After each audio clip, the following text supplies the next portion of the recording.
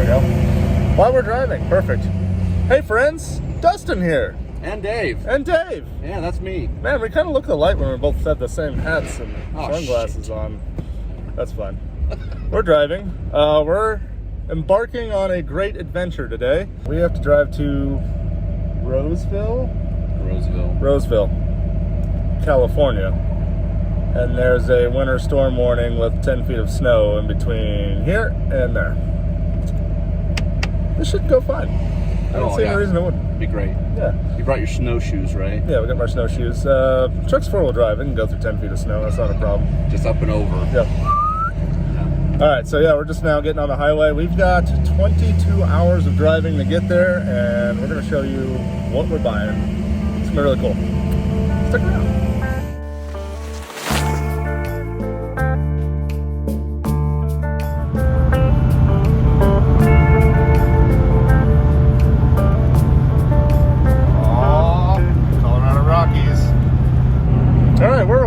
Hour into our trip. It's been great. Only 43 more to go. Going into Denver. Yeah, can't wait. This is awesome. Woo! 40 more hours. Woo! Yay! Everything's fine. Truck's doing good so far. Trailer's doing good. Had the wheel bearings packed yesterday. That's good. The guy said one of the wheels would have fallen off. Normally I pack those myself, but didn't have time. This is a very short notice trip for a smoking hot deal. So we're gonna go get it. I'll keep you updated.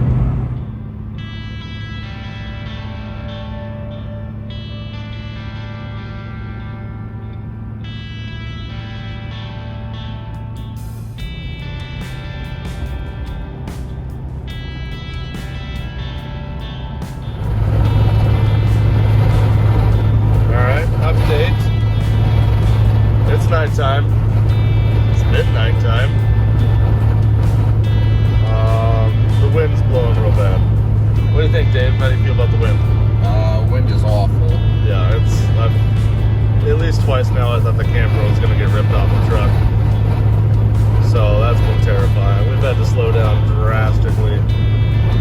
We are now cutting through the western Utah Valley, I guess, and towards St. George, Utah. I think we're going to stop there for the night because, as you can see, it's 0:33 on the clock.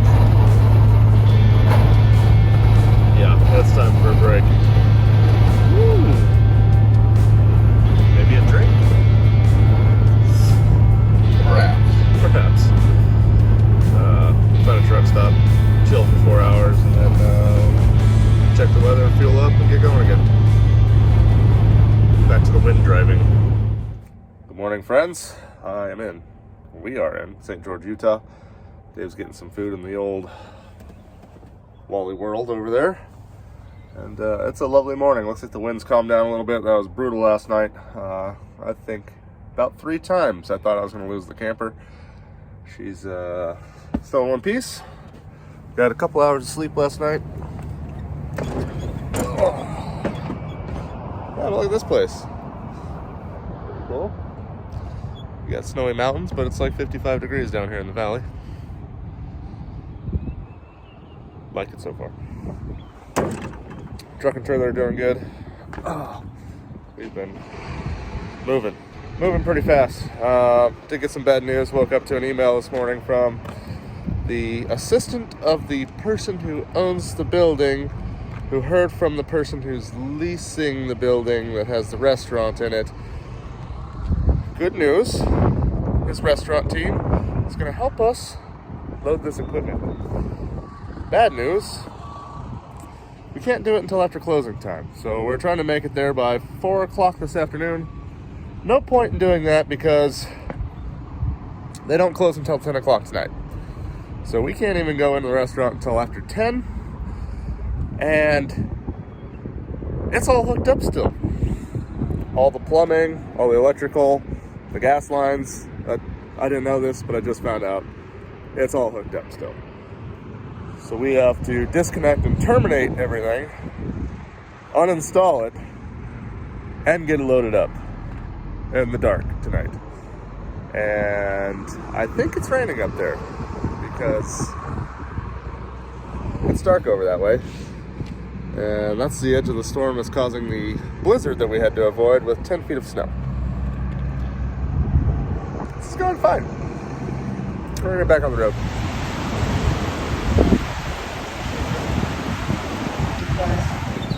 All right, update. We're in a windstorm. You can't see it because the building is literally in front of me, blocking it right now, so you can hear me. The wind is literally getting worse on the other side of this divide. It's over here to drop into the Central Valley of California. I think we're gonna wait it out for a couple hours and enjoy the palm trees, maybe some lunch.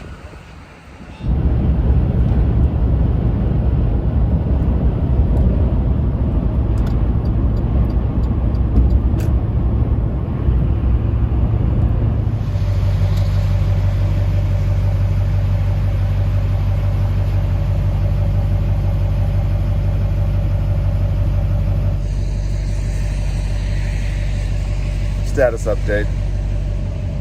We are 23 hours into driving and we have arrived to start working. Thrilled. Yeah, we're both really thrilled. Feel great. Essentially, we've been driving for 3 days because we had to split the trip up.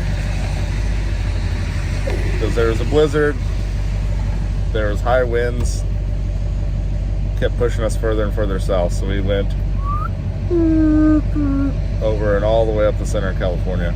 We're now in Roseville, California, where we're making a purchase, and we haven't seen it yet, but we're told we can't move it until 10 o'clock tonight after the restaurant closes. So, this is our first time going to go take a look at it. Hopefully we didn't just massively screw up. Yeah, everything's fine. Alright, we're going to check it out. Sit rep. Oh, it's not good. The equipment's, 46 inches wide? Basically 4 feet wide. 8 feet long, 7 feet tall. It's all welded onto one rail, so you can't take it apart. We can take some of the equipment off of it. Some of the lines and stuff have clamps. We can take those off. It's still wired in. It's still hard plumbed with copper to the water system in at least 3 spots. We got major electrical going to a bunch of things.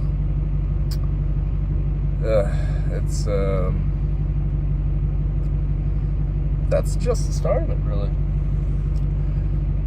They built this building with a garage door in the back where the brewery is, so you could get the brewery inside. The ownership has changed, and that garage door is now a walk-in cooler, so you can't get it out. The only way to get it out is to cut a 2-foot section out of a wall that goes into the dining room. And we actually just got permission to do that from the owner. Anyway, tonight we're going to try to get it as good to go as we can, because first thing tomorrow morning has got a guy coming over to cut out the wall. So we can hopefully get this thing out of here, and it's going to require several floor jacks and a lot of ingenuity to try to move it. And it's not lightweight, it's really heavy. So wish us luck. We're going to go in here in about 30 minutes when the restaurant closes and start taking stuff apart. We got permission to do that, so that's what we're working on now. How do you feel about this whole situation? We've already run into a few headaches, and I know that through this process we're going to hit multiple more, so I'm just waiting for the proverbial shit to hit the fan. Yeah, what's the next problem? Yep. We're already an entire day behind schedule, and now we both have to take off work and take another day, maybe 2, to get this loaded up. But the price tag was, it's well worth it. So, that's where we're at. We'll show you once the restaurant closes. We'll do some filming in there.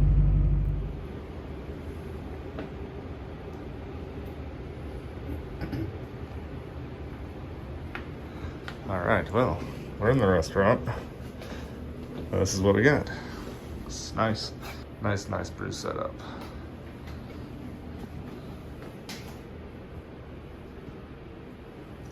It's been sitting a couple years, what I was told. Came with a restaurant. Current owner doesn't use it, so it's in the way. But she's all electric, integrated pumps, integrated mixer, electric heated even. So we are about an hour and a half into taking this thing apart. We've already got a ton of copper and water lines, all that stuff off. Down to the point of taking the wiring out, we were actually able to slide this out a little bit so we can get back there. So we got all the water lines disconnected. And then we've got not one, but two jacketed fermenters.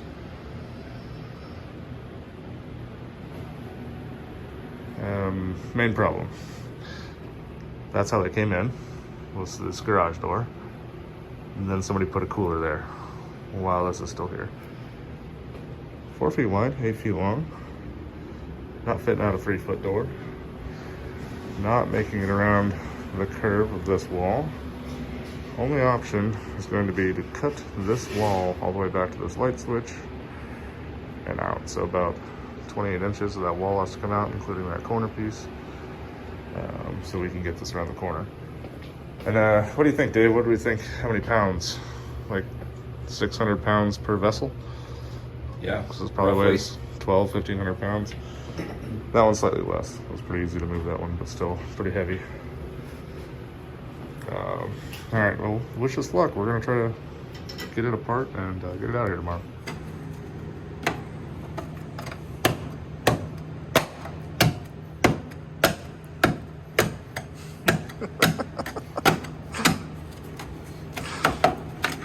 Oh, I lost your screwdriver. Oh, it fell inside the wall. Hey, that's okay. Just keep doing that for 2 feet and then up. Oh, once I get a couple done, it won't be too hard. So, very beautiful restaurant, by the way. We got a cut across here and about 20 some odd inches that way. I need glasses. Yeah, you do. PPE. Almost got a shard in the eyeball. It's not good.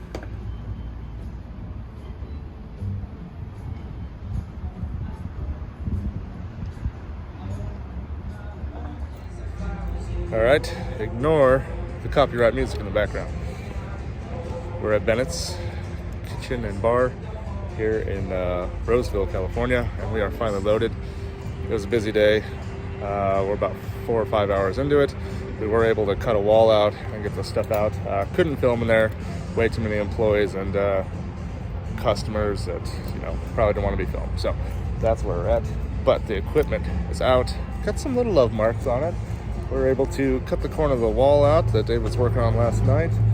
Get it out through the front of the building here and strapped it down. It is 2 p.m. here in Roseville. And we have, at a minimum, a 19-hour drive if we take I-80, which was that snowstorm just 3 short days ago. It's open again, but traffic is crawling according to my app. Still, even if we slow down for an hour, could pick up speed and end up gaining 2 hours back on our trip by not having to drop all the way south into Las Vegas. We're gonna go ahead and get hitched up and get the heck out of here.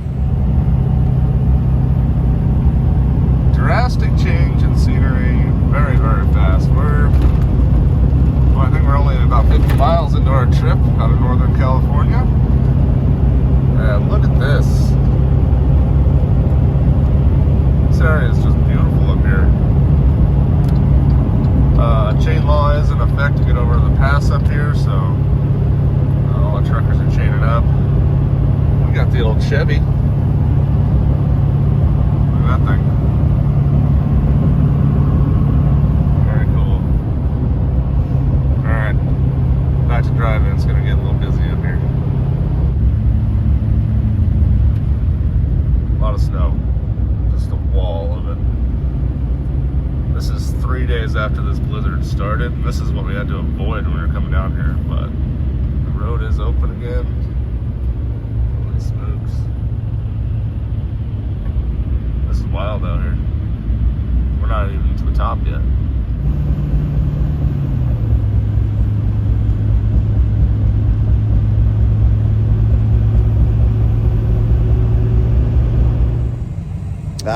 morning. We've almost made it to Utah. All the equipment's riding good, so apparently we strapped it down decent. Been cruising. We're still in Nevada somewhere. We stopped at about 1 a.m. Just too tired after working all day to get this equipment out. Didn't want to go anymore and become a road hazard, you know? So stopped about 1 a.m. Luckily got the camper on the truck, and it's got a furnace, so that was pleasant. When we stopped at 1 a.m., it wasn't snowing. So when I woke up a minute ago, I was surprised to see all this snow.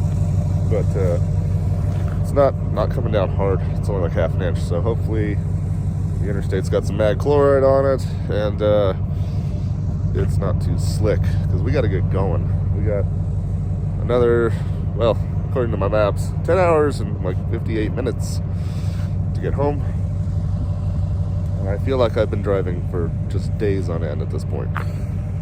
So we're gonna get breakfast, get everything warmed up, put away, and brush the snow off and hit the road. It's going. It's going.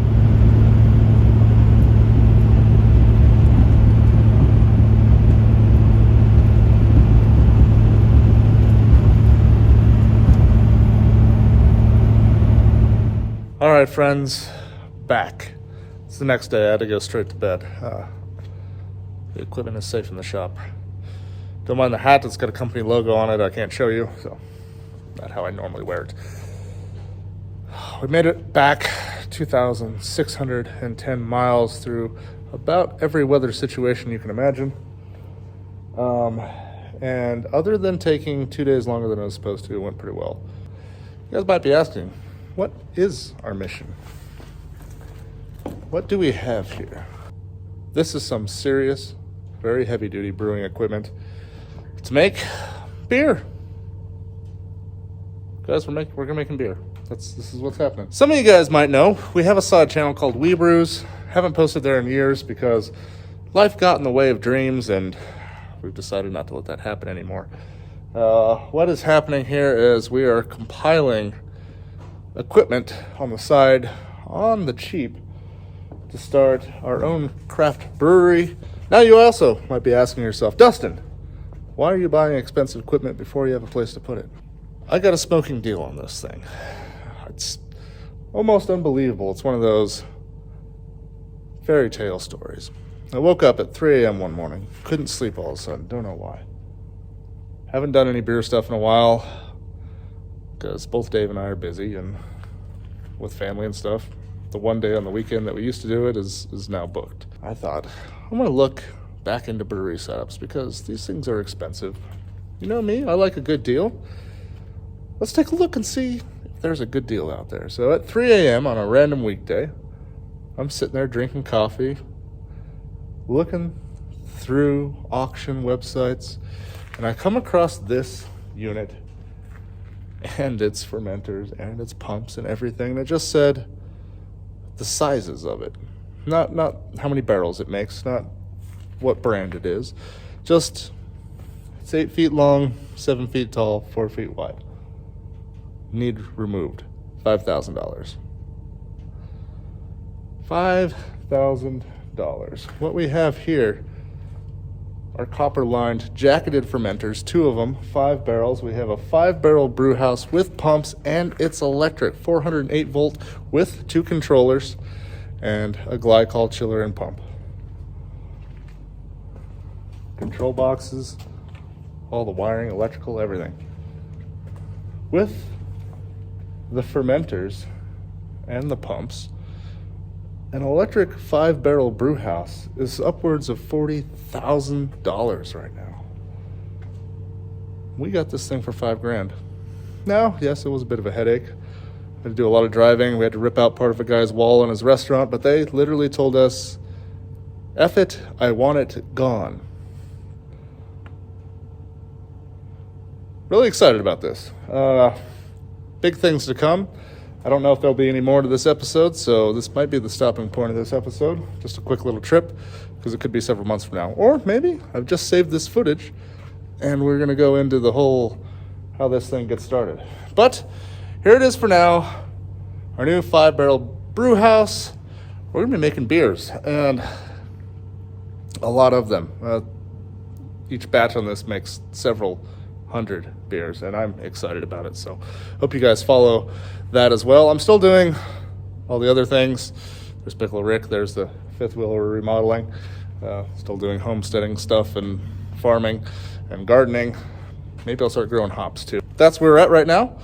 I'm excited to share this with you guys. Let me know what you guys think down in the comments, because this is out there. This is a whole new adventure, and I think we got a smoking deal. So let me know what you guys think about it. Thanks again to everybody out there. The gal who owns the building at the restaurant, Jane, she was super cool.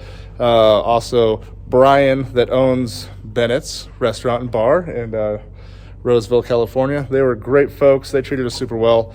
Man, just great crew down there. Free lunch and everything, over the top service. So we really enjoyed that.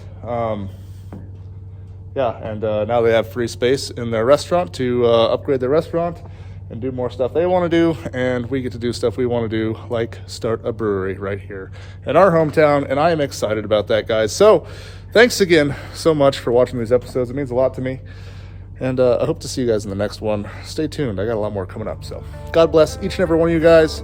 Thank you so much. We'll see you next time.